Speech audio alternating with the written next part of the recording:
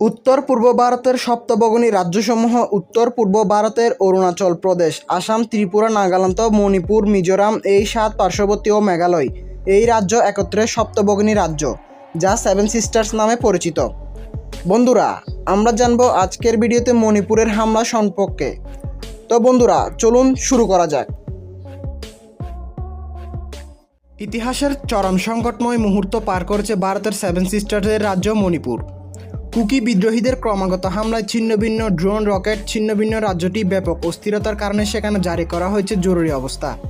বন্ধ রাখা হয়েছে সব শিক্ষা প্রতিষ্ঠান। আকাশে উঠেছে একের পর এক ড্রোন। পরিস্থিতি সামাল দিতে এমপি মন্ত্রীদের সাথে বৈঠক করেছেন সবাই। মুখ্যমন্ত্রী বীরেন সিং রাজ্যের মেইতে সম্প্রদায়, আদিবাসী স্বীকৃত এবং ভূমি অধিকার বিষয়ক কিছু দাবি জানায়। আদালতে মেইতের পক্ষে রায় দিলে ফুঁসে উঠে কুকি তো উপজাতিরা। এই বিরোধের দুপক্ষের মধ্যে সহিংসতা শুরু হয়, এতে প্রাণ হারান 2 শতাধিক মানুষ। সেভেন সিস্টার্সে থাকা 7টি রাজ্য এখন নিজেদের স্বাধীনতা চাই, তবে সবচেয়ে বেশি স্বাধীনতা চাই মণিপুর। বর্তমানে মণিপুর রাজ্য অস্থিতিশীলতা অবস্থা বিরাজ করছে।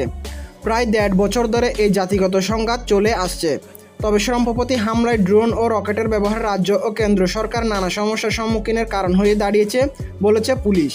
এই প্রথম ভারতের মাটিতে কোনো বিদ্রোহী গোষ্ঠী হামলা চালাতে ড্রোন ব্যবহার করেছে এবং তারা যুদ্ধে মিসাইল এবং ড্রোন হামলা করেছে, যেটা নিয়ে ইন্ডিয়ার প্রশাসন মহাবিপদে রয়েছে।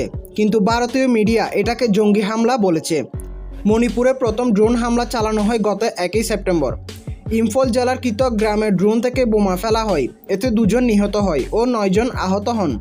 পরে শুক্রবার ও শনিবার রাজ্যটির জিরিরাম ও বিষ্ণুপুর জেলায় আবারও ড্রোন রকেট হামলা হয়, এতে অন্তত 5 জন নিহত হয়, আরও কয়েকজন আহত হয়। কিন্তু দুঃখের বিষয় হলো ভারতীয় মিডিয়া এগুলো কখনো প্রকাশ করেনি।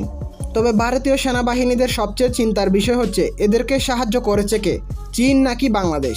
বাংলাদেশ নিয়ে প্রশ্ন ওঠার কারণ, গত 15 বছর শেখ হাসিনা সরকার ক্ষমতায় ছিল, কিন্তু বর্তমানে ডক্টর মোহাম্মদ ইউনূস প্রধান উপদেষ্টা হিসেবে সরকার হওয়ার পর ঠিক তখনই এরকম বড় হামলা চালিয়েছে মণিপুর রাজ্যের গোষ্ঠী সম্প্রদায়। তারা মণিপুর রাজ্যটি স্বাধীন করতে চায় এবং ভারত থেকে আলাদা করতে চায়।